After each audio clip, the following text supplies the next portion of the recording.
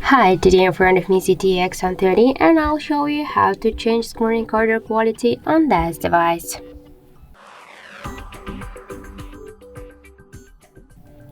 So first open the settings application and then click here to the features. After that tap to record screen section and you'll see here video quality. Tap here and switch it from video, for example, to high or to low. And that's it. Also, we have the second way how we can activate or launch the screen recording settings. Just first you should open notification panel shortcuts, and after that somewhere here you should find screen recording icon. Just hold for a while this icon, and after that you'll just launch the same screen recording settings. And that's it. So thank you for watching, and if you find this video helpful, don't forget to leave a like, comment and to subscribe our channel.